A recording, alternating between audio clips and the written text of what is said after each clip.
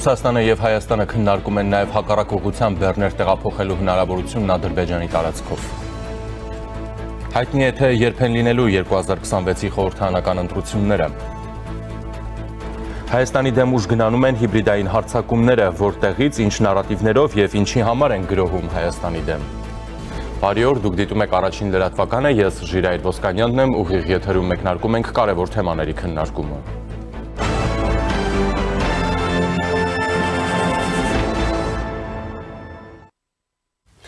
Եվ այսպես Ռուսաստանը քննարկում է Ադրբեջանի միջոցով պարարտանյութեր մատակարարելու հնարավորությունը դեպի Հայաստան, այս մասին հայտարարել է Ռուսաստանի փոխվարչապետը Ալեքսեյ Հովերչուկը, նաև նշել է, որ Մոսկվան ու Երևանը քննարկում են նաև հակառակ ուղղությամբ բեռներ ուղարկելու հնարավորությունը։ Մենք նաև խոսում ենք Հայաստանից Ռուսաստան Ադրբեջանի միջոցով հակադարձ փոխադրումների ապահովման մասին։ Սրանք ձեռքբերումներ են, որոնք մինչև վերջերս անհավանական էին թվում, ասել է Հովերչուկը։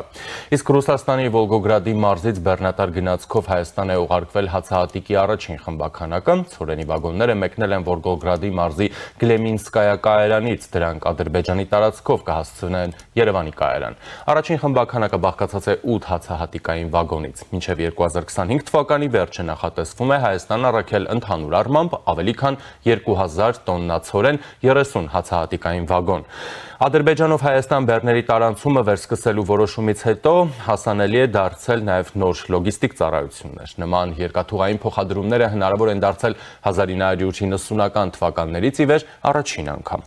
Ռուսական ցորենից առաջ էլ նոյեմբերին Ադրբեջանի տարածքով Հայաստան առաքվեց ղազախական ցորենը։ Հայաստանը նաև Ադրբեջանից է գնումներ իրականացրել։ Ադրբեջանական Սոկար ընկերության բենզինով բեռնված 22 վագոններով գնացքը Ադրբեջանից եկել է Հայաստան, այն արդեն վաճառվում է։ Ադրբեջանական բենզինը 440 դրամով է իրացվում Run Oil-ի բենզալցակայաններում։ Ազատությանը փոխանցել է ադրբեջանական բենզինը գնած Megatrade ընկերության տնօրենը։ Կարեն Հայրյանի խոսքով իրենց առաջարկած բենզինը էականորեն էժան է, քանի որ պրեմիում բենզինի ներկայիս շուկայական գինը 520 դրամ է։ Ադրբեջանական նավթամթերքի առաքման մասին Հայաստանի կառավարությունը նշել էր նոյեմբերի 28-ին Գաբալայում երկու երկրների փոխվարչապետներ Մեհեր Գրիգորյանի եւ Շահին Մուսթաֆայևի հանդիպման ժամանակ ձեռք էր բերվել պայմանավորվածություն, որի համաձայն Հայաստանին է մատակարարվում 22 վագոն բենզին։ Նախաձեռնությունը առանձնապես կարևոր է նաև երկու երկրների միջև փոխվստահության, ամրապնդման եւ խաղաղության օրակարգի առաջմղման համատեքստում, ասվում էր հաղորդագրությունում։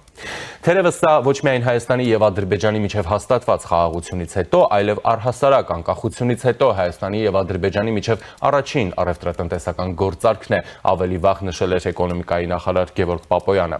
Ադրբեջանից Հայաստան ուղարկված բենզինի առաջին խմբականակի տարանցման համար Վրաստանը գումար չի կանձել իբրև ժեստ ուղղված խաղաղության գործընթացին։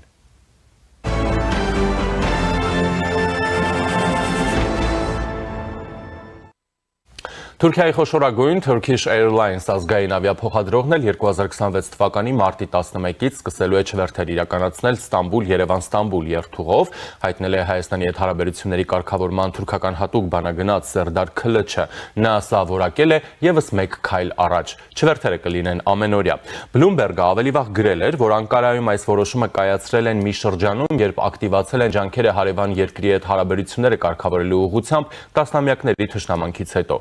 Ամերիկյան պարբերականը ընդգծել էր, որ Երևանը եւ Անկարան նոր թափ են հաղորդել հարաբերությունների բարելավմանը, հիմնվելով ԱՄՆ-ի միջնորդությամբ իրականություն դարձած խաղաղության համաձայնագրի վրա, որը կնքվել է Հայաստանի եւ Թուրքիայի դաշնակից Ադրբեջանի միջև։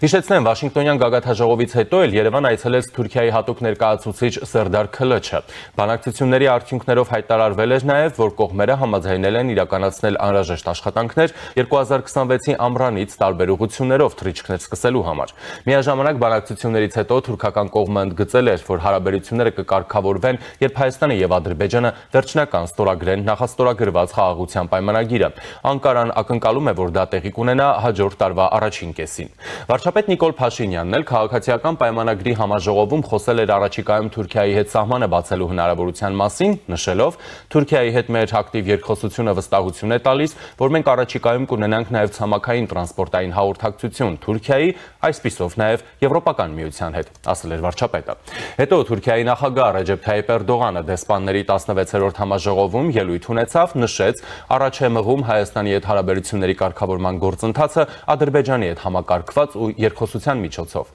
Էրդողանը ընդգծել է, որ Հարավային Կովկասը, որը տարիներ շարունակ մնացել է կայուն խաղաղություն չունեցող տարածաշրջան, այժմ ապրում է պատմական պահ։ Նրա խոսքով Ադրբեջանը եւ Հայաստանը ավելի քան երբևէ մոտ են խաղաղության պայմանագրի ստորագրմանը։ Այս գործընթացին զուգահեռ մենք նաեւ առաջ ենք մղում մեր քայլերը Հայաստանի հետ հարաբերությունները կարգավորելու համար, պահպանելով մշտական երկխոսություն Ադրբեջանի հետ։ Աստծո օգնությամբ արդեն հաջորդ տարվա սկզբին կձեռնարկվեն որոշ խորհրդանշական քայլեր, ասել էր Էրդողանը։ Եվ օրերս էլ Հայաստանում ԱՄՆ դեսպան Քրիստինա Քվինն էր նշել, որ Թուրքիան Թրամփի ուղու Թրիփի տեսլականի կարևոր տարր է։ Սա իսկապես ազդեցիկ նախագիծ կդառնա, եթե օգտագործվի երկաթուղու այն հատվածը, որը Նախիջևանով անցնում է, վերադառնում է Հայաստանով, Շիրակով, Կարսով դեպի Թուրքիա եւ այնտեղից ուր էլ որ գնա, քանզի Թուրքիան բավականին զարգացած երկաթուղային ցանց ունի։ Դեսպանը հայտնել էր, որ ԱՄՆ-ն այս հարցով ուղիղ աշխատում է Թուրքիայի հետ, հավելելով, որ Հայաստանը եւս աշխատանքներ է իրականացնում Թուրքիայի հետ, փորձելով իրականացնել բոլոր անհրաժեշտ քայլերը այդ տեսլականը իրականացնելու համար։ Այսպիսով ստեղծելով անվտանգ ապահով ճանապարհ թե հյուսիսում, թե հարավում, որը կանցնի Նախիջևանով, ապա Հայաստանով դեպի Գյումրի եւ Թուրքիայի Կարս նահանգ, կբացվի տարանցիկ ճանապարհ, որն արևելքը կկապի արևմուտքին եւ հակառակը, ինչից կօգտվեն գրեթե բոլոր երկրները, որտեղով կանցնի այդ ճանապարհը։ Եվ ես կասեի, որ Հայաստանը թերևս ավելի շատ կօգտվի, քան մյուսները, քանզի վերջին 30 տարուց ավելի Հայաստանի արևելյան եւ արևմտյան սահմանները փակ են եղել։ Իդեպ 2026 թվականի հունվար-փետրվարին Հայաստանի այցելելու ԱՄՆ մեծ պատվիրակություն բարձրաստիճան պաշտոնյայի առաջնորդությամբ ըստ ամենայնի ներկա գտնվելու Թրիփի հիմնարկեքին։ Այս մասին հայտնել է Հանուն Հանրապետության կուսակցության նախագահ Արման Բաբաջանյանը, հավելելով, որ այս պահին ԱՄՆ հատուկ ծառայությունները Երևանում աշխատում են այդ պաշտոնյայի այցի անվտանգության ապահովման ու տեխնիկական հարցերի վրա։ Ըստ մամուլում տարածված տեղեկությունների խոսքը Միացյալ Նահանգների փոխնախագահ Ջեյ Վենսի Հայաստան այցի մասին է։ Եվ այժմ զրուցելու եմ Գեղարդ գիտավերլուծական հիմնադրամի փորձագետ Վահրամ Հովհաննիսյանի հետ։ Բարև ձեզ։ Բարև ձեզ։ Պարոն Հովհաննիսյան, նախ սկսենք այս բեռնափոխադրումներից, երբ Ադրբեջանը հանեց այդ սահմանափակումները եւ այլն։ Ես առաջին հարցը այսպեսին է, բենզինը եկավ ղազախական ցորենի, ռուսական ցորենը երևի այսօր վաղ արդեն կհասնի տեղ։ Սա տնտեսական գործարք է, թե քաղաքական։ Շնորհակալություն հրավերի համար։ Այստեղ զարմանալու կարծես ոչինչ չկա օգոստոսի 8-ից հետո, որովհետև Հայաստանը ըստ էության քաղցրացել է հատկապես Ռուսաստանի համար, ինչպես նաև մյուս երկրների համար, որոնք Հայաստանին նախկինում այդ աչքերով չեն նայել։ Ինչու՞մն է խնդիրը։ Նախկինում մենք տեսել ենք մի իրավիճակ, երբ որ Հայաստանը ինչ որ բան չանելու համար պատժվել է այս կամ այն կողմից, եւ մենք նախանձով ենք նայել Ադրբեջանի վարած արտաքին քաղաքականությունը, որը տարբեր թևերի հետ աշխատելով կարողացել է օգուտներ կորցնել։ Եվ հիմա տեսնում ենք, որ փաստորեն բալանսավորված արտաքին քաղաքականությունը, դիվերսիֆիկացիան իր օգուտները տալիս է եւ Հայաստանը դառնում է հետաքրքիր ուղղություն։ Այստեղ իհարկե կա քաղաքական եւ տնտեսական բաղադրիչը, առաջին պլանում իհարկե քաղաքականն է հետագա տնտեսական օգուտների առումով։ Այսինքն կորցնել այս պահին Հայաստանի շուրջ այդ արևմտյան հետաքրքրությունը բաց թողնել ձեռքից Ռուսաստանը բնականաբար չի պատրաստվում եւ երբեք չի պատրաստվելու ինքը հրաժարվել առաջիկայում աշխարհակաղակական մեծ տեղաշարժերի կենտրոն դարձող այս տարածաշրջանից։ Շատ լավ, ես մի շարք դիտարկումների հանդիպեցի, օրինակ, այդ թվում եւ քաղաքական եւ տնտեսական համայնքներից, որոնք ասում են, չէ, այս ամենը մեր տնտեսության վրա ոչ մի ազդեցություն չի ունենալու, սրանք ընդհանրապես այդ ֆիկտիվ խաղաղությանը որոշակիորեն քաղաքական շղարշ հաղորդելու գործընթացներ են։ Տեսեք, եթե մենք նայում ենք հասարակական դիտանկյունից, այստեղ իհարկե կան էմոցիոնալ տրամադրություններ, որոշակի տպավորություն, դեռ գուցե կա նաև իշխանությունների մեղավորությունը ռազմավարական հաղորդակցության թերացման պատճառով հասարակության հետ, կա նաև հիբրիդային այն արշավը, որը իրականացվում է Հայաստանի հայ ժողովրդի հանդեպ, այս ամեն ինչը պետք է ուղղակի կառավարել, բայց այստեղ շեշտեմ առաջին պլանում քաղաքականն է, այսինքն Հայաստանի նշանակությունն է մեծացել։ մեզ մոտ մի այնպիսի տպավորություն է միշտ եղել, որ կարևոր որոշումները կայացում են վերևներում, դրսերում եւ այլն տարբեր երկրներում,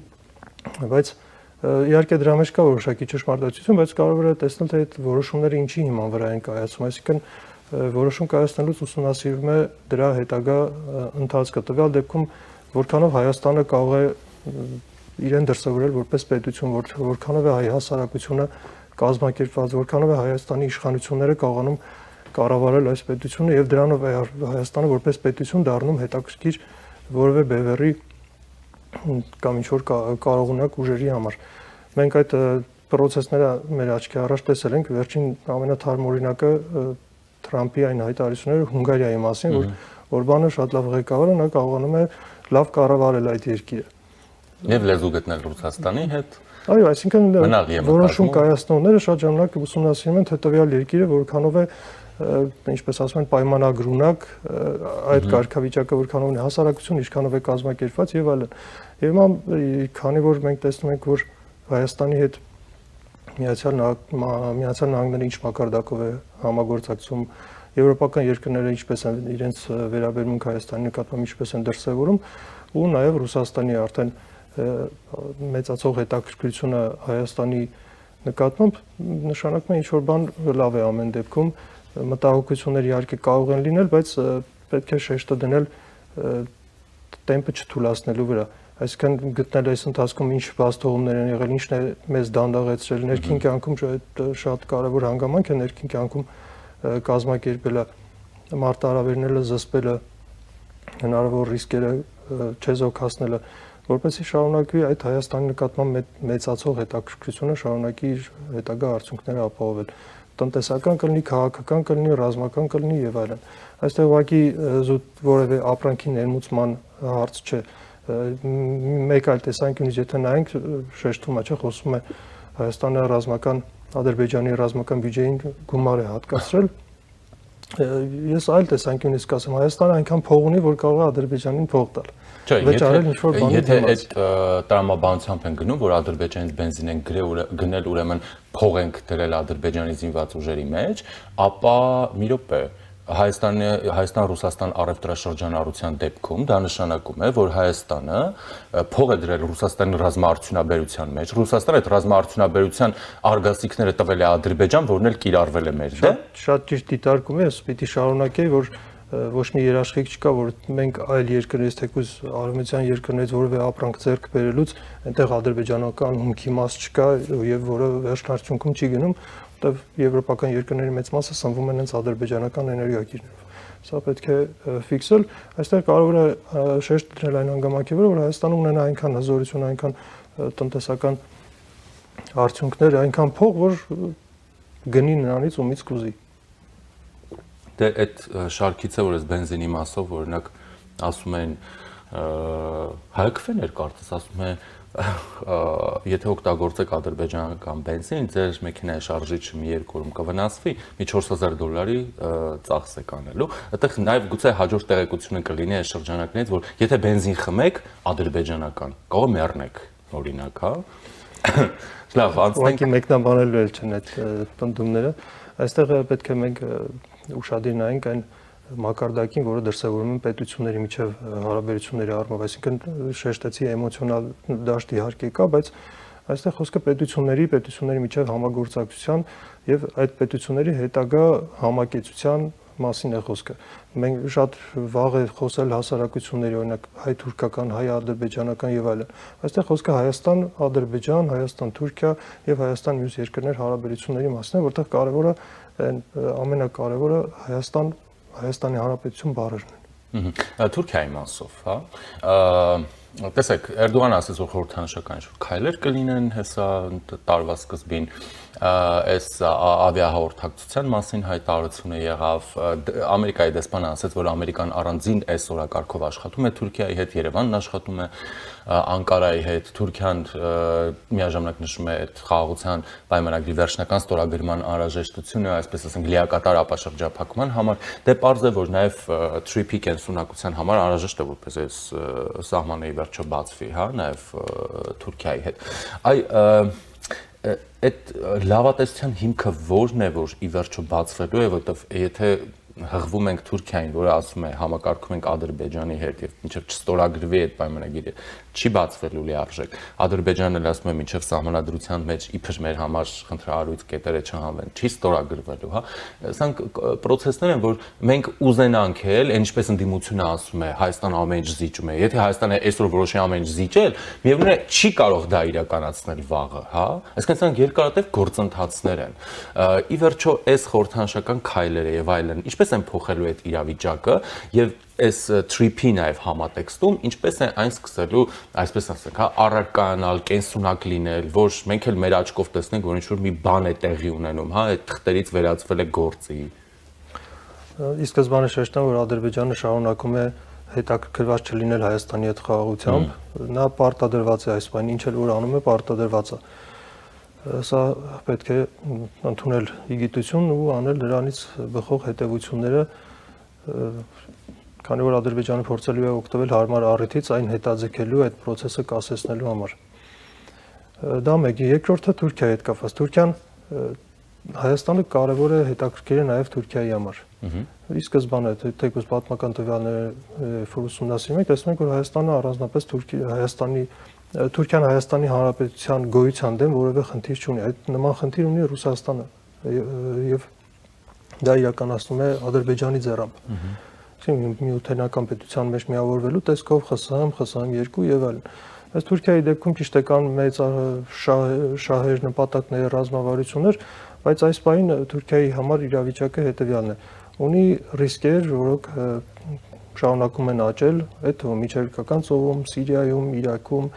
քրդական պետության ստեղծման հետ կապված շատ լուրջ մտահոգություններ կան այսօր Թուրքիայում, եւ այդ ամենը դրդում է Թուրքիային իր արևելյան սահմանների համար տեսնել մի ապահով տարածաշրջան իդեմս Հայաստանի Հանրապետության եւ համագործակցել այն Հայաստանի Հանրապետության հետ, որը չի սպառնա Թուրքիայի տարածքային ամբողջականությունը։ Մենք Թուրքիային հայտարարել ենք թշնամի պատմական իրադարձությունների բերումով, բայց Թուրքիայի ներսում կա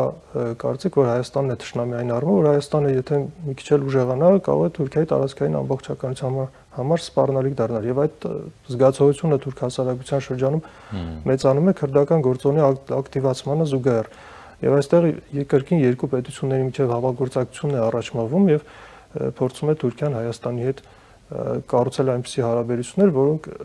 կապահովագրեն Թուրքիայի արևելյան սահմանները։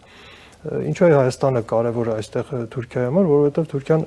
այս հարցում շատ դաշնակիցներ չունի առանձնապես, այդ թվում Ադրբեջանը, երբ որ Թուրքիան փորձում է իր գործողությունները Հայաստանի հետ հարաբերությունների կարգավորման շրջանակներում համաձայնեցնել Ադրբեջանի հետ, նա այսպես ասած լավ օրից չի դա անում, նա ստիպված է, որովհետեւ Ադրբեջանը Թուրքիայում թուրքական կապիտալի մեջ, թուրքական տնտեսությունում մնացած քաղաքական հասարակական կյանքում լուրջ ազդեցություն ունի, թե էներգակիրների տեսքով, թե ժողովրդական քվեների տեսքով ու ֆինանսի շատ մեծ ծավալներ են հասնում ադրբեջանական ներդրումները Թուրքիայում եւ դրանք սովորաբար մեծանում են նախընտրական շրջաններում աջակցելով իշխող ուժին կամ նույնիսկ ընդդիմադիր գործիչներին ֆինանսավորման տեսքով։ Մենք այս վերջին 30-35 տարվա պատմության մեջ տեսել ենք իրավիճակներ, երբ որ Հայաստան-Թուրքիա հարաբերությունների կարգավորման այն ամենահնարավոր իրավիճակում Ադրբեջանից հնչել են կոշտ հայտարարություններ, Թուրքիայի հասցեին ուղղված մեղադրանքներ, ծորակները փակելու տեսքով, դա Ալիևի խոսքերն էին, Թուրքիայի տարածքում ադրբեջանական ցույցերի կազմակերպման տեսքով եւ դրանք խափանել են այդ գործընթացը Հայաստան-Թուրքիա հարաբերությունների կարգավորման եւ դրա համար հիմա ստիպված է Թուրքիան ինչ որ գործողություններ համաձայնեցնում Ադրբեջանի հետ։ Բայց օրինակ իսրայելական գործոնը եթե այստեղ մեջ բերենք այս հարցում քրդական պետության ստեղծման հետ կապված Թուրքիան շատ լավ գիտի, որ Ադրբեջանը իր դաշնակիցը չէ, նույնիսկ հակառակորդն է, որովհետև տեղեկություններ կան, որ Ադրբեջանը նույնիսկ քրդական ուժերին զենք է մատակարարել։ Իսրայելի շատ կարևոր դաշնակիցն է, եթե ոչ ամենակարևորը, թե այս տարածաշրջանում, թե ընդհանրապես սիրիական գործողությունների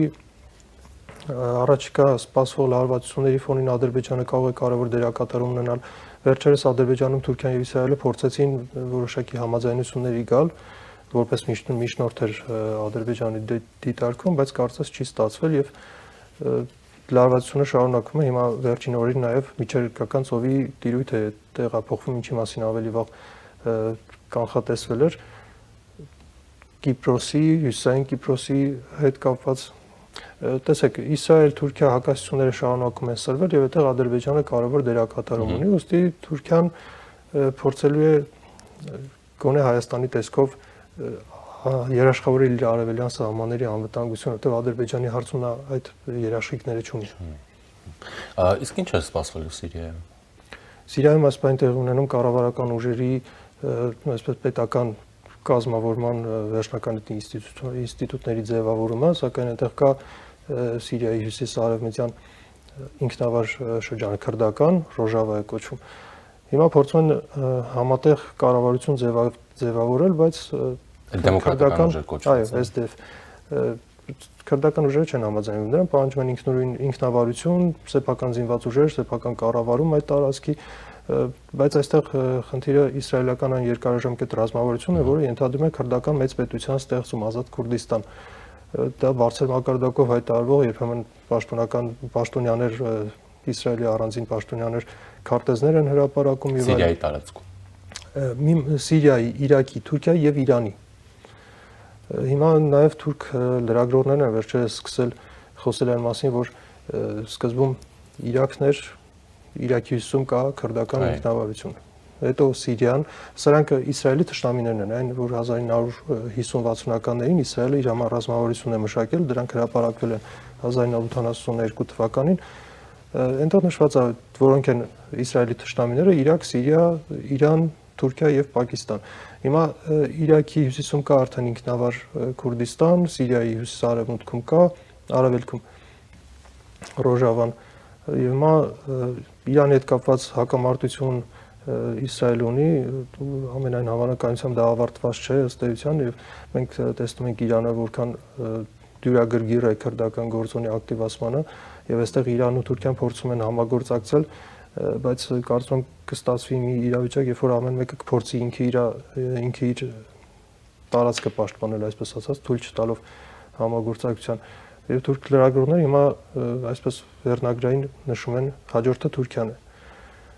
Նախորդ օրերի տեղ ունեցած հանդիպումներ, որ Իսրայելը փորձում է Հունաստանի եւ Կիպրոսի հետ դաշինք կազմել ռազմական, Թուրքիան փորձում է դրան դիմագրավելու ինչ-որ տարբերակներ գտնել։ Այսինքն ուզում եմ ասել, տարածաշրջանը դեռ եռում է եւ այդ գործընթացները առաջիկա տարիներին բնավ չեն նվազելու։ Այստեղ կարևոր կլինի Միացյալ Նահանգների այն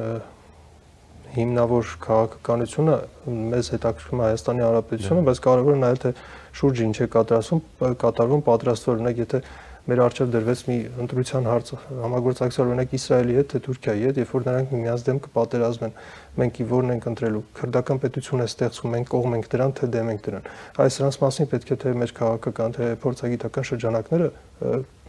ճիշտ է արդեն ուշացած է, բայց գոնե հիմա պետք է սկսեն մտածել դրանց մասին, գրպանում հստակ պատասխաններ ունենալու համար։ Եվ հենց այդ հնարավոր պատասխաններից էլ կախված կլինի, թե Հայաստանը կշարունակի մեծ ներությունների համար դիտարկվել կարևոր տնտեսական գործընկեր, թե ոչ։ Այդ TRIP-ը Նախիջևանի տարածքով եւ Հայաստանի տարածքով ցանկացած այլ տնտեսական հաղորդակցության ուղիներ, տնտեսական ցանկացած գործարք կարևոր կլինի այս Հայաստանի այսօրվանից սկսած որդեգրած քաղաքականությունից, այսինքն այն վերադառնալու են նախորդ մտքին, որտեղ որոշ ուկայացնողներ ուսումնասիրում են, թե տվյալ երկիրը, տվյալ պետությունը որքանով է կայուն, որքանով է հեռանկարային եւ այսպես ասած պայմանագրունակ, դրանից է կախված լինելու, թե հետագայում ինչպես կհամագործակցեն մեզ համար շահավետ պայմաններով մեր տարածքով կանցնեն այդ մեքենաները կամ մալուխները, թե մեր կարծիքը հաշվի չեն առնի։ Նախիջևանն է այստեղ կապված, մենք տեսնում ենք Նախիջևանի շուրջ որոշակի զարգացումներ, Ադրբեջանը Ալիևը այս տարվա ընթացքում փոխեց նաև Նախիջևանի սահմանադրությունը, այն այսպես ասած բռնակցեց հենց Ադրբեջանին։ Մենք նաև Միացյալ Նահանգների, Հայաստանի Միացյալ Նահանգների դեսպանի խոսքում որոշակի անհամաձայնություն դրա հետ կապված նկատեցինք, որ շեշտեց Նախիջևանի տարածքով դեպի Հայաստանի տարածք եւ Նախիջևանից դեպի Թուրքիայի Կարսի նահանգ, այսպես նա չնշեց Ադրբեջանի Նախիջևանի մասին։ Սա հուշում է, որ Նախիջևանի շուրջ որոշակի հետաքրքրություններ մյուս երկրներ, ինչպես մենք ենք անհանգստանում օրինակ Սյունիքի համար, Սյունիքի տարածքի համար եւ այլն, նույնիսկ Ադրբեջանը ու Ալիևն են անհանգստանում, թե Նախիջևանը կարող է Ադրբեջանի համար թե զարգացման հնարավորություն ապահովել, թե կործանման։ Ալիևի հայրը Հեյդար Ալիևը Նախիջևանի կառավարիչն էր, երբ որ տեղափոխվեց Բաքու եւ դարձավ այնտեղ նախագահ։ Մինչ օրս Ալիևները մնացած քաղաքական ֆիգուրները վախենում են Նախիջևանյան այդ հնարավոր սցենարից, որ Նախիջևանը կարող է վերստին դառնալ Ադրբեջանի ամբողջ Ադրբեջանի առաջնորդ, ու Ադրբեջանում այս պահին իշխանափոխության փոխակերպման գործընթացը տեղի ունենում, փորձում են կառավարել տարբեր կլանային շահեր կան, կլաններ կան եւ փորձում են այդ կլաներին զսպել, դրա միջոցով կազմակերպել այնպես, որ Նախիջևանը դառնա Բաքվին լիարժեք ենթակա միավոր, որ այլ պետությունների հետաքրքրությունները այստեղ տեղ չունենան, զսպի թե Թուրքիայի, թե Ռուսաստանի, թե հատկապես Իրանի հնարավոր ազդեցությունը, նույնը ինչ որ նշեցի, մենք մտածում ենք, որ մենք կարողանանք Հայաստանը կարողանա կազմակերպված պետություն ներկայանալ աշխարհին, նույն խնդիրն էլ փորձում է Ադրբեջանը լուծել եւ մեր այդ կազմակերպվածությունից կախված կլինի, թե տնտեսական օգուտները նաեւ քաղաքական եւ ռազմական օգուտների անվտանգության որոշակի երաշխիքներ մեզ կապահովեն, թե չէ, մենք լուրջ տնային աշխատանք ունենք անելու, որ պետք է գնանք այդ աշխատանքները լուծելու, ուշադիր զննելով ամբողջ տարածաշրջանը, ուշադիր իմպուլսի վրա պահելով, բոլոր իրադարձությունները ուշադիր ուսումնասիրելով, բայց անելով այն աշխատանքը, որը մենք պետք է անենք հեռանկարային, այսինքն մեր համար մի քիչ ավելի բարդ է իրավիճակ, երբ որ մենք այսօրվա խնդիրը պետք է լուծենք եւ երկարաժամկետ ռազմավարական խնդիրները պետք է լուծենք, բայց այլ տարբերակ չունենք։ Երբ ասացիք, որ թուրքական մամուլի, այսպես ասած, հաջորդը Թուրքիան է եւ այլն, այսինքն հնարավոր Իսրայելի կողմից միջամտություն Թուրքիայի տարածքում։ Սիրիայի տարածքում այսօր կան թուրքական եւ իսրայելական զորքեր, դրանք շատ որոշ տարածքներում շատ մոտ են գտնվում եւ փոքր-ինչ անզգուշություն եւ կարող է վերածվել անմիջական, թեկուզ ոչ իրենց տարածքներում, բախվել Սիրիայի, բայց Սիրիայի տարածքում նրանք մի քիչ ավելի կայացած երկրներ են եւ փորձեն թույլ չտալ, որ իրենց տարածքներում տեղ ունենա, չնայած Իսրայելի դեպքում ինքը Իրանի հետ բախման գնաց, վտանգելով իր տարածքը հենց, բայց Թուրքիայի դեպքում կարծում դեռևս կպահպանվի, օրինակ կարող է Կիպրոսի տարածքում, միջերկրական ծովում կամ Սիրիայի կամ Իրաքի տարածքում որոշակի բախումներ հնարավոր են, մանավանդ եթե օրինակ մինչև 1 ամիս առաջ խոսքը քաղաքական առճակատման միմյանց վիրավորելու Հիտլերը դու ես այս մակարդակի վիրավորանքների մակարդակի, բայց հիմա նաև ռազմական պատրաստությունների մասն է խոսքը։ Հա, նաև ցեղասպան դու ես, ոչ դու ես ցեղասպան, այս թեմաներն էլ են շրջանառում։ Իրանի մասով իրենց բարբերաբար արձագանքներ են հնչում, որ ռազմական գործողությունների դեպքում շատ ավելի ուժեղ պատասխան կտան, քան տվեցին հունիսին, իսրայելական կողմը բարբերաբար Միացյալ Նահանգների հետ իրանական հարցով քննարկումների մեջ է, կան շատ դիտարկումներ, որ այնուամենայնիվ Իրանին էլի լինելու է իսրայելական, այսպես ասենք, հարվածներ եւ այլն, հա, այ դուք ինչ եք կանխատեսում, Իրանում պատերազմը բռնկվելու է։ Մի քանի օր առաջ Նեթանյահուն լուրեր տարածվեցին հավաստի աղբյուրներից, այսպես ասած, որ իսրայելական կողմը Միացյալ Նահանգներին ծանուցել է, տեղեկացրել է, որ պատրաստում է Իրանի դեմ նոր գործողությունների, քանի որ Իրանը կրկին սկսել է բալիստիկ հրթիռներ արտադրել եւ միջուկային տեխնոլոգիաները շահագործել։ Կանխատեսումը այնքան էլ լավը չէ, որովհետեւ մենք տեսնում ենք, որ իսկապես այն ծրագրերը, ռազմավարական ծրագրերը, որ ունի Իսրայելը այս տարածաշրջանում, դառնալու հեգեմոն, դառնալու մեծ Իսրայել, ստեղծելու քրդական պետություն, դրանք բոլորը ենթադրում են ոչ միայն Իրաքի, Սիրիայի, նաեւ Թուրքիայի եւ Իրանի մասնատում։ Մենք տեսնում ենք նրանց ակտիվ գործողությունները ամբողջ տարածաշրջանում, թե իր տարածքների ընդլայնման, թե ազդեցության գոտիների առումով։ Եվ Իրանը այստեղ զգուշանալու լուրջ պատճառներ ունի, մենք այս մասով էլ պետք է ուշադիր լինենք, որ չվերածվենք կողմի, որևէ բախման կողմի։ Դե մենք գիտենք Ադրբեջանը որպես Իսրայելի թիվ 1 դաշնակից, ինչպես աջակցել է, շարունակելու նույն ձև աջակցել եւ արևմտյան երկրների վերաբերմունք Ադրբեջանի նկատմամբ նաեւ սրանով է պայմանավորված։ Մենք երբեմն զարմանում ենք, թե ինչ է օրինակ արևմուտքը հանդուրժում Ադրբեջանի ագրեսիան, ագրեսիվ քաղաքականությունը այդ թվում մեր նկատմամբ, Արցախի նկատմամբ տեղի ունեցածը, բայց հանդուրժում է, որովհետև Ադրբեջանը դեռ անելիքներ ունի այս մասով։ Իրանում այս ամենը Իրանի հետ կապված այս ամենը Իրանում շատ լավ քաչ գիտակցում են, փորձում են Ռուսաստանի, Չինաստանի աջակցության որոշակի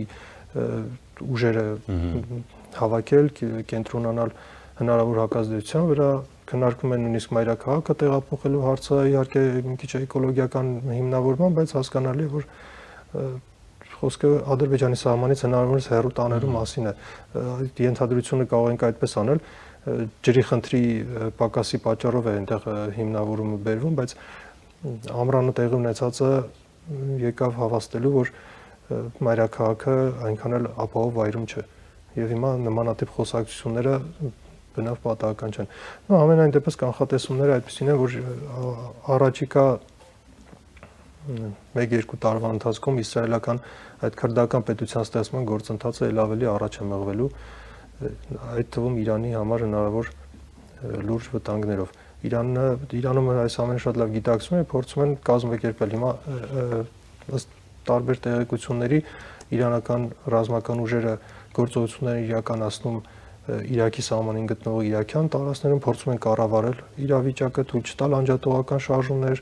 ապստամբական որոշակի ուժեր, ահաբեկչական ինչ-որ մուտքեր։ Թուրքիան Իրանի հետ սահմանին մեծ պատ է կառուցում, այդ նույն տեղափոխությունները կանխելու հնարավոր դիվերսիոն խմբերի տեղափոխությունները կանխելու համար նախապատրաստական իրավիճակը, ինչպես հիմա եվրոպական երկրներն են նախապատրաստում Ռուսաստանի դեմ հնարավոր պատերազմի կանխատեսելու որոշակի երկարատև ժամկետներ, մեծացնելով իրենց ռազմական բյուջեները, նույնիսկ աշխարհի մնացած երկրները։ Իհարկե այդ կանխատեսումը շեշտում եմ, այնքան էլ լավը չէ, բայց սրանք հույս կա, որ կարող է որոշակի իրավիճակում օրինակ միջուկային տեխնոլոգիաների հետ կապված կամ տարածաշրջանային հաղորդակցության ուղիների հետ կապված կնստեն մի սեղանի շուրջ եւ խոսեն, այստեղ կարևոր է Միացյալ Նահանգներ, Եվրոպա որոշակի պայմանավորվածություն, օրինակ Իրանի հարցում կան նրանց միջև էլ կան որոշակի հակասություններ, Իսրայելի ծրագրերը այնպես չի, որ բոլոր եվրոպական երկրներն են ողջունում։ Բայց ինչ է կարծում, պարոն Հովհաննիսյան, եթե վատթարագույն սցենարը գնա, այսինքն համաձայնություններ չլինեն, Իրանում ինչ-որ ռազմական գործողություններ սկսվի, հա, Սիրիայի տարածքում իրավիճակը թեժանա, Թուրքիան ինչ-որ ձևով ներգրավի, այս մեր, այսպես ասեմ, խաղաղության գործընթացը կպայթի։ Մենք պետք է վերադառնանք ամենասկզբի մտքին, որ այդ ժամանակ կարևոր կլինի, թե մենք կազմակերպվածության ինչ մակարդակ ունենք եւ որն է մեր մոտեցումը, որ նպատակի կողքին ենք, այսպես ասած։ Բայց այդ ընտրությունը պարտադիր է լինելու։ Այսինքն կարող է այսպես չեզոք մնալ, ոչ ձեզ հետ, ոչ ներգրաված հնարավոր չի լինելու երկար չեզոքություն պահպանել։ Տեսեք, մի պրիմիտիվ օրինակ պետք է բերենք, եթե օրինակ Միացյալ Նահանգները մեզ առաջարկում է ինչ-որ գործարք է առաջարկում, եթե մենք համաձայնում ենք իր հետ գործընկերային շարունակում ենք, եթե չենք համաձայնում, բայց վաղը մյուս օրը մենք խնդիր ենք ունենում, մենք ենք դիմում Միացյալ Նահանգներին, նա մեզ հիշեցնելու է, որ մի ժամանակ առաջ մենք իրեն մերժել ենք։ Այս տրամաբանության մեջ է, սա ինչպես մարդկային հարաբերությունների տիրույթում, նույնիսկ պետությունների միջև։ Հիմա պետությունը ինչքանով կազմակերպված կան, այդ կազմակերպությունը ինչ է ենթադրում, կանխատեսումներ, վերլուծություններ, ռազմավարություններ, հնարավոր են, որ նշեցի պատասխանը գրպանը ունենալ, հենց դրա մասին է։ Այսինքն ցանկացած պահի օգտագործել տվյալ որոշումը իրավական ակտերի տեսքով, հասարակական տրամադրությունների տեսքով, քաղաքացիների տեղաշարժերի տեսքով եւ այլն, որպեսզի տվյալ իրավիճակում չեմ ասի ընդհանրապես չտուժել, գոնե քիչ տուժել։ Շնորհակալ եմ։ Ես եմ շնորհակալ։ Զրուցակիցս Գեղարդ գիտավայրելուծական հիմնադրամի փորձագետ Վահրամ Հովհաննիսյանն էր։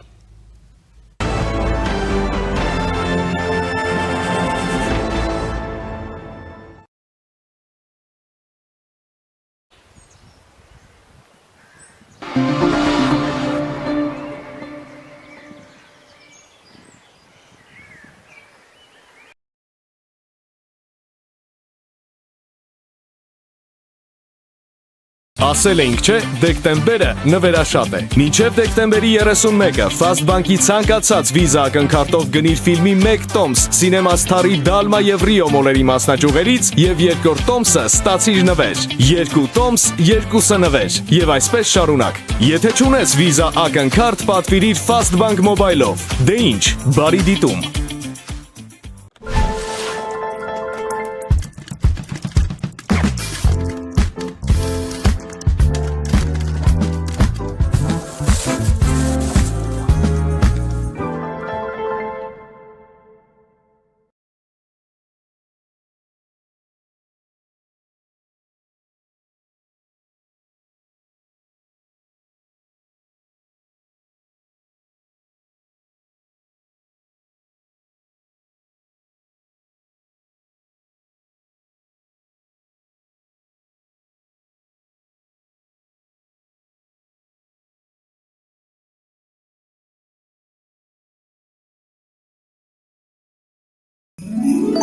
«2026 թվականը վճռորոշ տարի է։ Ես մաղթում եմ, որ մենք կարողանանք 2026 թվականին պաշտպանել Հայաստանի ժողովրդավարությունը, պաշտպանել Հայաստանի պետականությունը։ Եվ իհարկե նաև շատ կարևոր է, որ այն խաղաղությունը, որը ըստ էության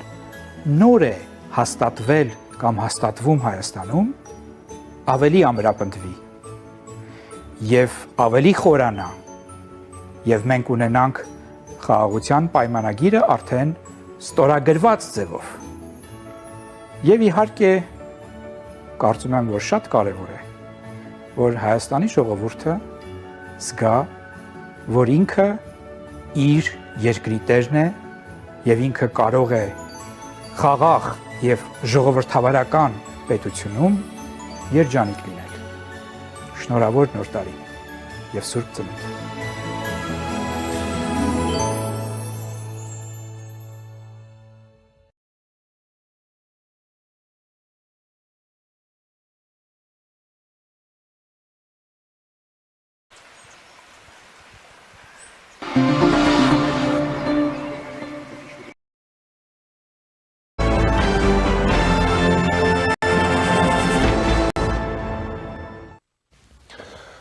Եվ այսպես, ազգային ժողովի ընտրությունները հունիսի 7-ին կլինեն, միակ կիրակին է այդ ամսվա 2-ից 12-ն ընկած հատվածում։ Այս մասին ճեպազրույցի ժամանակ հայտարարել է Կենտրոնական ընտրական հանձնաժողովի նախագահ Վահագն Հովակիմյանը։ Եթե նայենք սահմանադրության կարգավորումներով, ըստ էության այն ժամկետը, որը որ ենթադրում է ընտրությունները, դա եկող տարվա հունիսի 2-ից 12 միջակայքն է։ Սահմանադրության, այսինքն այդ 10-օրյակն է, որը պիտի ընտրություններ տեղի ունենան։ Գիտեք, որ ընտրությունները նշանակում են նախագահ, այսինքն նախագահի հրամանագիրը դեռևս չի եղել։ Բայց բոլորը ընտրությունների օրը, կարելի ասել, այսպես արդեն տեսակ չակերտավոր, բայց արձանագրած ընթանում են առաջ, որ այն է, որ հունիսի 7։ Ինչով է դա պայման, որովհետև այդ իմ նշած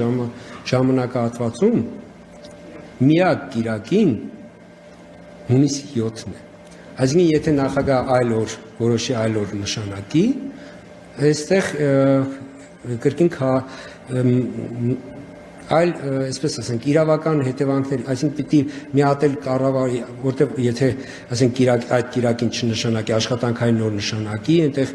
ոչ աշխատանքային օր հայտարարելու խնդիր կառաջանա, պատկերացրեք, չէ՞, այսինքն շղթայական նոր այսպես իրավական կարգավորումների անհրաժեշտություններ կառաջանան։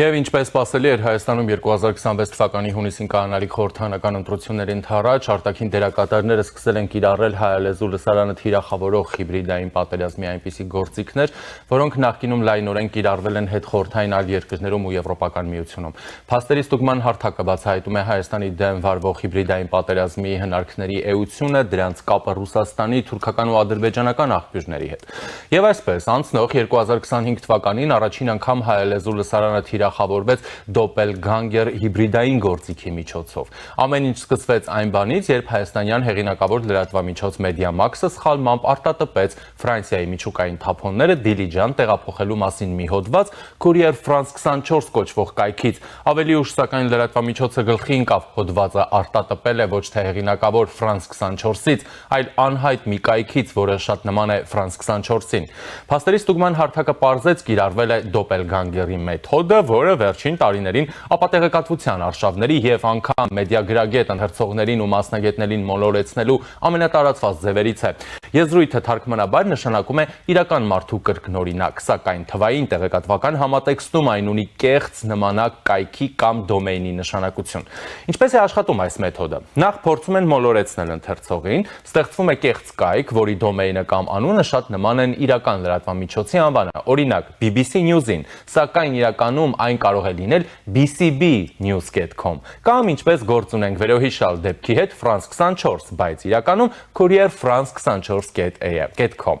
Ապա օգտագործվում է նույն կամ նման լոգոն, դիզայնը, լեզուն, որպեսզի ընթերցողի համար տարբերությունն աննկատ մնա։ Հաջորդիվ դրանք բնականաբար տարածում են կեղծ լուրեր ու շատ հաճախ ակտիվանում են կարևոր քաղաքական հանրային իրադարձությունների ընթացքում, ընտրություններ, բնապահպանական կամ քաղաքական զգայուն թեմաներ, պատերազմներ, իսկ իրենց առաքելությունը ավարտելուց հետո անհետանում են թվային դաշտից։ Հայաստանյան լսարանը տարաբնույթ սկանդալային հոդվածներով շարունակեցին թիրախավորել նորաստեղծ այլ նմանակ կայքեր ևս, այսպիսին էին Հայաստանի վարչապետի ընտանիքի կողմից Մարսելում, Կանադայում իբր բազմամիլիոնանոց շքեղ առանձնատների ձեռքբերման մասին կեղծ հոդվածները, վարչապետի տիկնոջը վերագրվող միլիոնավոր դոլարների յուրացման պնդումները եւ այլն։ Արհեստական բանականությունը դարձել է Հայաստանի լսարանը ապատեղեկատվության արշավներով թիրախավորելու հիմնական գործիքներից մեկը։ Փաստերի ստուգման հարթակը գրեթե ամեն օր բացահայտում է արհեստական բանականությամբ գեներացված տեսանյութեր, որոնք կեղծ ու չհիմնավորված մեղադրանքներ են ներկայացնում հիմնականում Հայաստանի գործող իշխանություններին։ Այսպիսին էր օրինակ սոցիալական մեդիայում տարածվող մի տեսանյութ, որում մի աղջիկ ոչ հոդաբաշխ հայերենով Հայաստանի վարչապետ Փաշինյանին մեղադրում էր մանկապղծության մեջ։ Մեկ այլ ադրբեջանական աղբյուրներում տարածված տեսանյութում մի աղջիկ իբրև թե Հայաստանի ազգային անվտանգության ծառայության շենքից ներկայացնում էր ուժայինների բռնություններն իր հանդեպ ընդդիմադիր ինչ-որ հավաքի մասնակցելու համար։ Միաժամանակ գեներացված մի քանի տասնյակ տեսանյութերում էլ մեղադրում էին Հայաստանի իշխանությանը սպասվող խորհրդարանական ընտրությունները կեղծելու եւ ընդդիմության նկատմամբ բռնաճնշումների, ֆիզիկական հաշվեհարդարների ծրագրերի, հայոց ցեղասպանությունը ժխտելու մեջ։ Հատկանշական է, որ սոցիալական մեդիայի հայալեզու էջերը եւ օգտատերերը եւս անմասն չեն մնում արհեստական բանականությամբ կեղծ լուրեր գեներացնելու եւ տարածելու գործից։ Դրանք պարբերաբար ստեղծում են տեսանյութեր ու պատկերներ, որտեղ Փաշինյանը թուրքերեն է խոսում, քանդում է ցեղասպանության հուշահամալիրը, բռնաճնշումներ գործադրելու ցուցումներ է տալիս ուժայիններին, Թուրքիայում տպագրել է տալիս 100 հազարավոր կեղծ հայկական անձնագրեր, որ կեղծի ընտրությունները, ինչպես նաև ընդունում է անիրատեսական որոշումներ, օրինակ Հայաստանում տաքսի ծառայությունները միայն էլեկտրական մեքենաներով մատուցելու մասին։ Անցնող տարում փաստերի ստուգման հարթակը բացահայտեց նաև, որ Հայաստանը առաջին անգամ թիրախավորվել է հետխորհրդային երկրներում ապատեղեկատվության արշավներ իրականացնող Matryoshka եւ Storm 1516 անունով մերձկրեմլյան ցանցերի կողմից։ Մասնավորապես, հունիսի 12-ից սկսած հենց Matryoshka ցանցի բոտերն էին մեկնարկել Փաշինյանի դեմ արշավ սուր քննադատական ու կեղծ պնդումներով։ Նման արշավներ թե արհեստական բանականությամբ գեներացված նյութերի, թե նմանակ կայքերում հրապարակված հոդվածների տարածման միջոցով այս ցանցերը ավելի ուշ եւս իրականացրել են։ Ապատեղեկատվության արշավներ կազմակերպող եւ իրականացնող ռուսաստանյան Matryoshka եւ Storm 1516-ը Կրեմլի կողմից համակարգվող ամենամեծ եւ ամենահմուտ քարոզչական ցանցերից են։ Այս արշավներն ուղղված են արևմուտքի, ինչպես նաեւ հետխորհրդային երկրներում արևմտյան երկրների հետ գործակցող իշխանությունների նկատմամբ վստահության թուլացմանը եւ վարկաբեկմանը։ Դրանք գործում են հիմնականում սոցիալական հարթակներում, մասնավորապես TikTok-ում, X-ում եւ այլն, ու բոտերի միջոցով տարածում տեսանյութեր եւ հոդվածներ, որոնք քողարկվում են իրական լրատվամիջոցների տակ, օրինակ Deutsche Welle, E-News, USA Today եւ այլն։ Տեսանյութեր պատրաստելիս օգտագործվում են deepfake գեներացնող արհեստական բանականությամբ տեխնոլոգիաներ, կեղծ վերնագրեր եւ նյութեր։ Անցնող 2025 թվականին հայաստանյան լսարանը թիրախավորող թեզեր ակտիվորեն գեներացվել ու տարածվել են Կրեմլի հետ սերտ առնչություններ ունեցող հիմնադրամներից սնվող կայքերի եւ այսպես կոչված լրագրողների կողմից։ Այսպես, անարդարության դեմ պայքարի հիմնադրամը, որը առնչություններ ունի ռուսաստանյան Վագներ մասնավոր ռազմական ընկերության հետ, բազմաթիվ մտածածին տեղեկություններ է հրապարակել Հայաստանի բարձրաստիճան պաշտոնյաների վերաբերյալ։ Նման կայքերից են London Times-ը, VT Foreign Policy, Veterans Today եւ այլն։ Դրանք առանց փաստերի եւ ապացույցների իբր հետաքննություններ են հրապարակել Հայաստանում իբր թե դեղերի ապօրինի փորձարկումների, Հայաստանի ազգային ժողովի նախագահի կողմից մանկապղծության հովանավորչության, Փաշինյանի կողմից ընդդիմադիրների համար ստեղծված համակենտրոնացված գաղտնի ճամբարների, քաղաքացիական պայմանագրի պատգամավոր գործարար Խաչատուր Սուքիասյանի կողմից Եվրամիությունից Հայաստան իրականացվող թմրամիջոցների ապօրինի ներկրման մասին եւ այլն։ Հայաստանում լայն տարածված կեղծ պնդումներից մեկը գեներացրել է 2005 թվականից գործող ռուսաստանյան ռազմավարական կուլտուրայի հիմնադրամ կոչվող կազմակերպության հիմնադիր Անդրեյ Արեշևը, որը դարձյալ առանց որևէ հստակ ապացույց մատնանշելու այս տարվա հունիսին պնդեց վարչապետ Փաշինյանը հեծազգայնացնում է, որ վաճառի Թուրքիային։ Հայաստանի դեմ ապատեղեկատվական արշավների դերակատարներից են ոչ ռուսաստանցի լրագրողներ, որոնք սերտ առնչություն ունեն ռուսաստանյան շրջանակների հետ ու զբաղված են պրոկրեմլյան քարոզչությամբ։ Փաստերի ստուգման հարթակը անցնող 2025 թվականին այսպիսի բազմաթիվ այսպես կոչված լրագրողների է բացահայտել։ Նրանց թվում է թուրքական դեղին Oda TV կայքի լրագրող Օկայ Դեպրեմը, որը երկար տարիներ ապրել է Լուգանսկում, ստացել այնտեղի քաղաքացիություն։ Թուրք լրագրողը Հայաստանի մասին բազմաթիվ կեղծ լուրերի հեղինակ է, օրինակ Հայաստանում 10 մզկիթ կառուցելու Փաշինյանի հանձնառության, Սյունիքն Ադրբեջանին տալու, Արմավիրի մարզից Թուրքիային տարածքներ զիջելու, Անտալիայում Աննա Հակոբյանի թանկարժեք հանգստի մասին եւ այլն։ Կրեմլից սնվող լրագրողներից է նաեւ իսպանական Periodista Digital-ի իսպանացի լրագրող Խոսե Կարդենասը, որը հայտնի է որպես Պուտինի պաշտպան ու քարոզիչ, ինչպես նաև VT Foreign Policy-ում հետաքննություններ իրականացնող բրազիլացի Լուկաս Լեյրոգը։ Հայաստանի դեմ քարոզչական թեզեր տարածող կարևոր օղակ են նաև համակարգված կերպով գործող հայկական տելեգրամյան ալիքները, որոնք հատկապես թիրախավորում են դիվերսիֆիկացիային ուղղված Հայաստանի արտաքին քաղաքականությունը եւ արևմուտքի հետ գործակցությունը։ Փաստերի ստուգման հարթակը ուսումնասիրելու ամփոփել է այդպիսի մի քանի տասնյակ ալիքներ, դրանք մասնավորապես համակարգված կերպով թիրախավորել են Հայաստանի գործակցությունը արևմուտքի հետ էներգետիկ ոլորտում նոր մոդուլային ատոմակայանի կառուցման շրջանակում։ Այդպես եղավ նաև վերջերս, երբ Բրյուսելում Եվրամիության արտաքին գործերի եւ անվտանգության քաղաքականության հարցերով բարձր ներկայացուցիչ Կայա Կալասը հայտնեց պրոռուսական տելեգրամյան ալիքների թիրախավորման ակիզակետում։ Այս տելեգրամյան ալիքների թիրախում են հայտնվում նաև Հայաստանի զինված ուժերում իրականացվող բարեփոխումները, մասնավորապես դրանք քննադատում են նոր համազգեստի ընտրության հարցում խորհրդային չափորոշիչներից հրաժարումը եւ արևմտյան ստանդարտների տեղայնացումը։ Նշենք նաև, որ առաջին անգամ Ադրբեջանի տարածքով ղազախական ցորենի Հայաստան ներմուծումը եւս դարձել էր քննադատության թիրախ, սակայն այս անգամ կեղծ ու դավադրապաշտական հաղորդագրության տարածողը Ռուսաստանի Դաշնության արտաքին հետախուզության ծառայությունն էր, որը հղում անելով իր տիրապետած իբր տեղեկություններին պնդել էր իբր Ֆրանսիայի արտաքին գործերի նախարարությունը զարմացած է եւ միևնույն ժամանակ ցնծում է, քանի որ Երևանը որոշել է այլևս հացահատիկ իդեպ իբր չգնել Ռուսաստանից։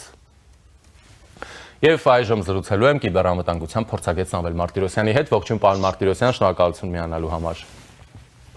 Բարև ձեզ։ Պարոն Մարտիրոսյան, ես փորձեցի այս դեպքում FIP-ից, այսինքն փաստերի ստուգման հարթակից ներկայացնել, թե տարվա ընթացքում ինչ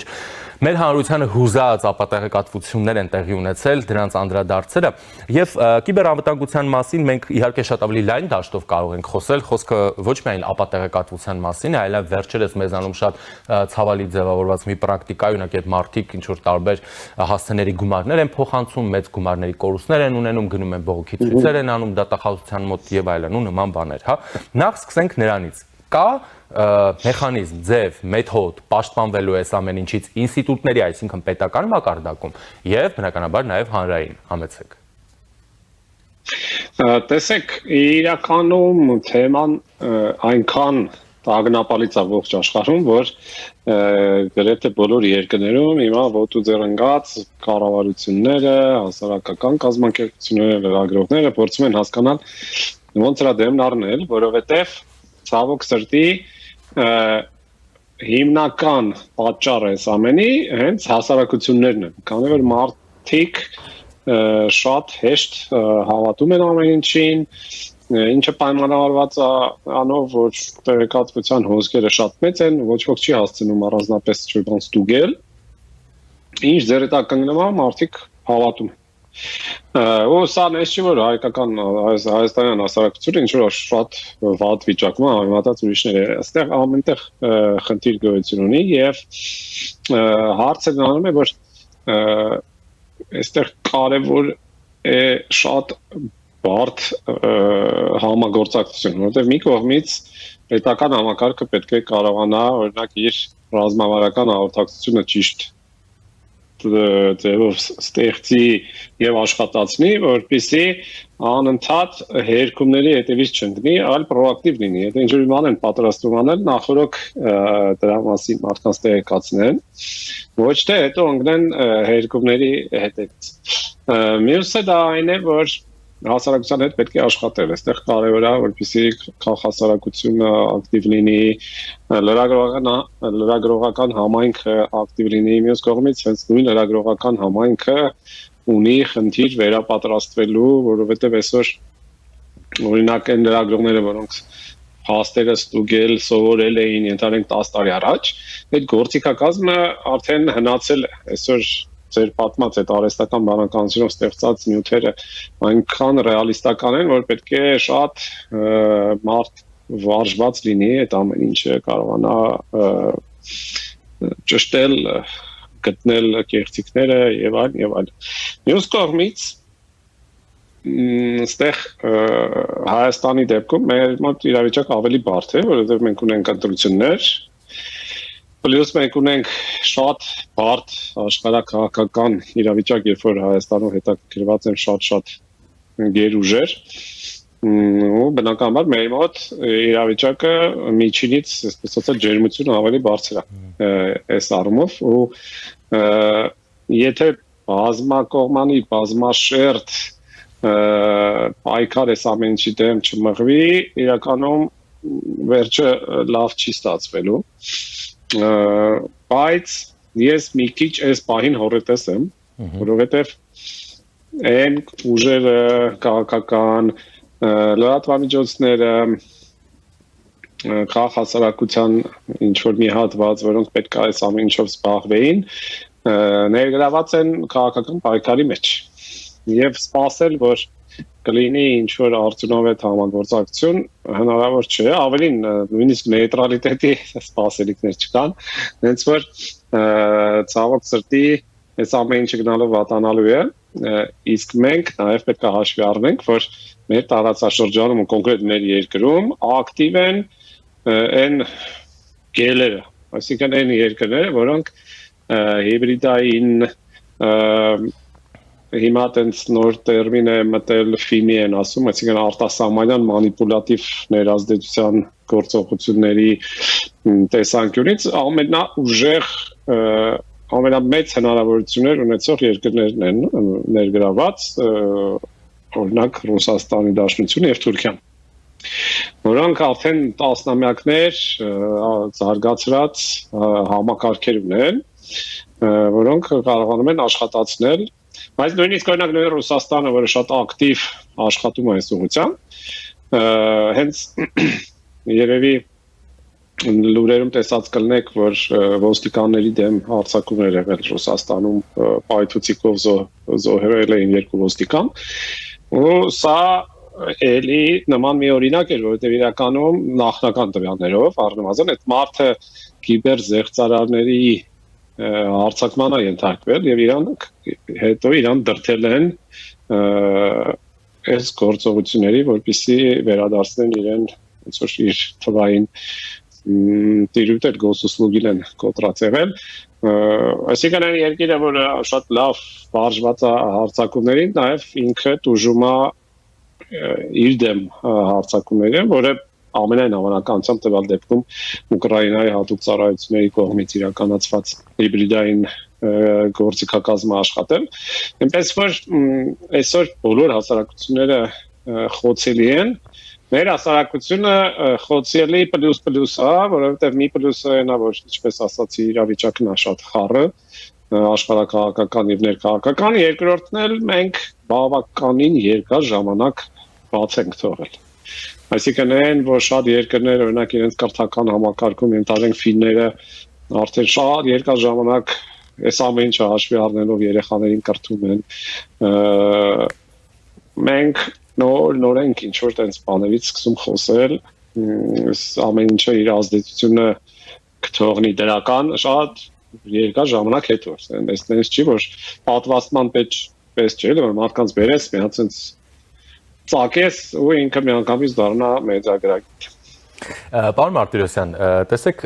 դուք օրինակ բերեցիք ֆիննական օրինակ, այո, որը շատ նաև ուսանելի է, կարող ենք նաև էստոնական օրինակից խոսել եւ այլն, եւ որպես թարմ օրինակ, չգիտեմ, Մոլդովայում տեղի ունեցածը, բայց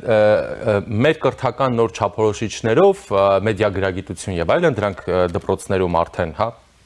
լինելու են։ Այո, արդեն մտել են։ Եվ սա դիտարկում ենք որպես,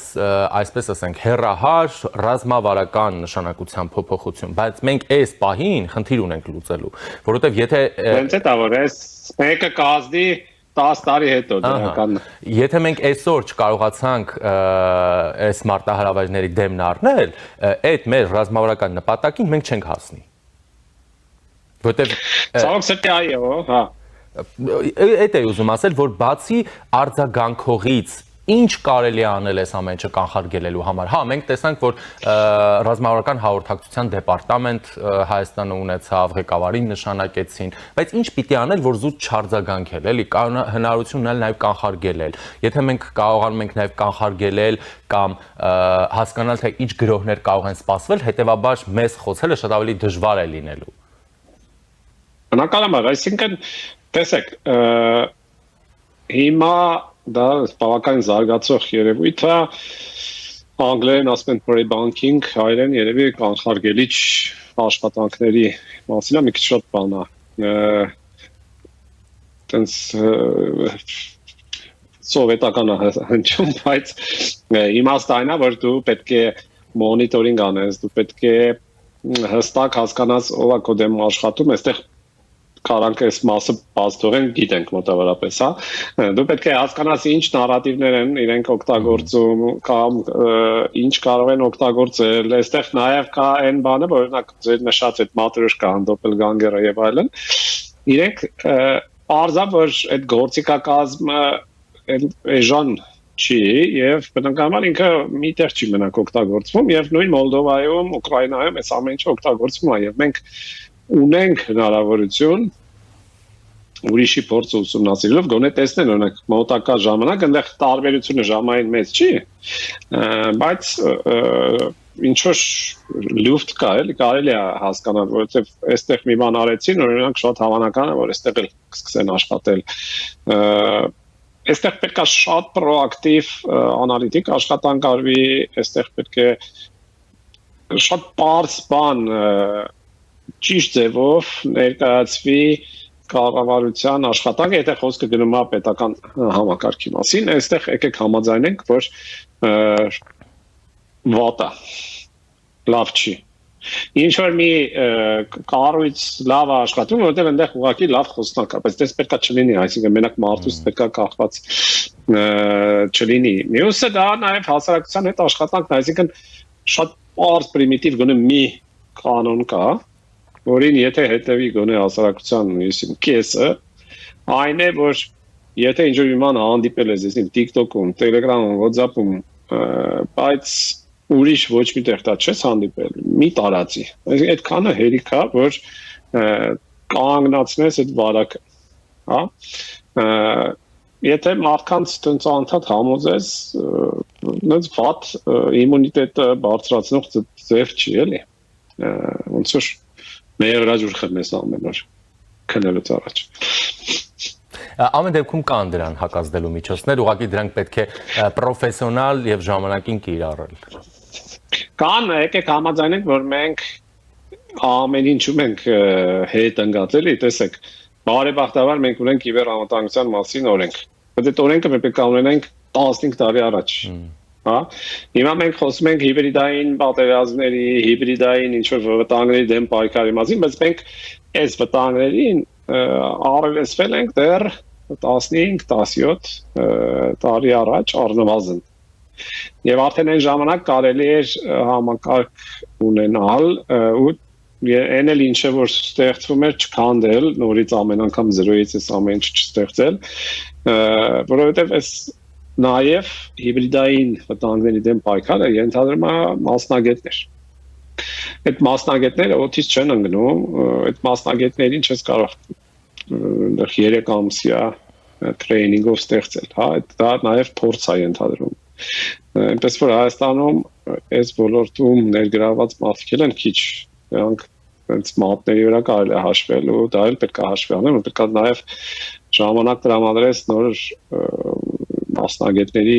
պատրաստելու եւ այլն, ու մի կարևոր բան էլ ասեմ, որը այս վերջերս եմ նկատել, նաև պետք է հասկանալ, որ հիբրիդային ապատեկատվության արշավների դեմ պայքարը պետք չի արժե զրկել։ Այսօր կառավարությունից ում ինչ որ մի բան քննադատում են, ելնում է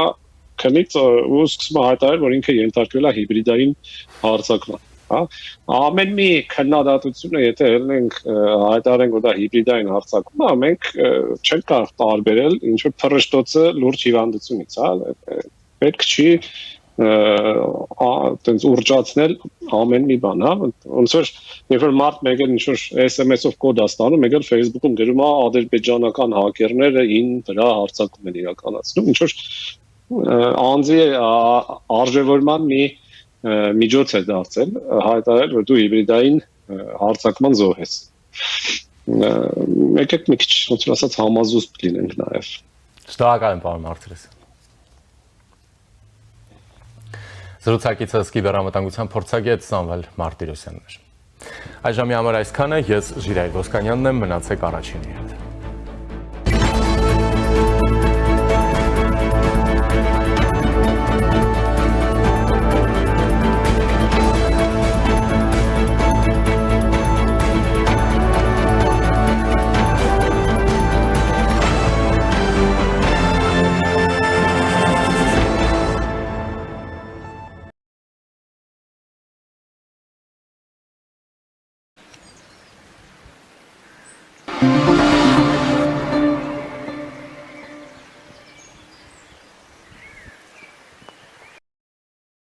Ասել էինք, չէ, դեկտեմբերը նվերաշատ է։ Մինչև դեկտեմբերի 31-ը Fast Bank-ի ցանկացած վիզա ակնքարտով գնիր ֆիլմի 1 տոմս Cinema Star-ի Dalma եւ Rio մոլերի մասնաճյուղերից եւ երկրորդ տոմսը ստացիր նվեր։ 2 տոմս, 2-ը նվեր։ Եվ այսպես շարունակ։ Եթե չունես վիզա ակնքարտ, պատվիրիր Fast Bank Mobile-ով։ Դե ինչ, բարի դիտում։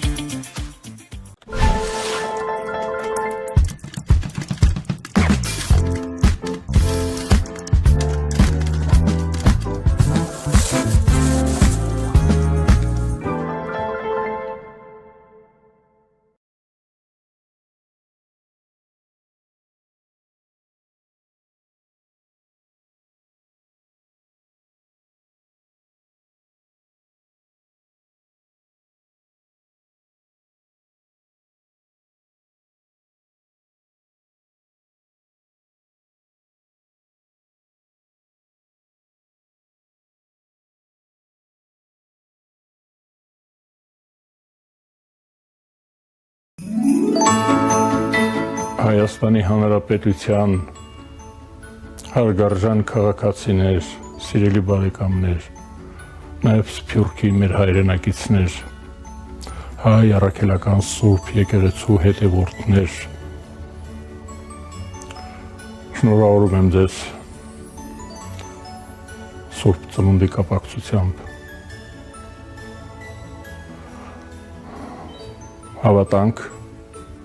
Հավատում ենք եւ հավատանք, որ մեր աղոթքները հասնում են Աստծուն եւ Աստված ողորմած կլինի մեզ հետ այս տարի 2026 թվականին։ Ես լավատես եմ, կարծում եմ, որ ակնհայտորեն տարբերվելու է 2026 թվականը մյուսային 2025 թվից։ Մեր հաջողություններով մենք լուրջ հաջողություններ ենք գրանցելու ձեզ հետ միասին։ Մենք կարող ենք դա անել, մենք կարող ենք հաջողության հասնել։ Շնորհավորում եմ ձեզ բարեկամներ նաև նոր տարվա կապակցությամբ։ Թող լավ տարի լինի։ Մենք շատ ծրագրեր ունենք։ Ուզում եմ, որ հասնենք մենք մեր նպատակին, մեր ծրագրերը իրականացնենք։ Շնորհավոր։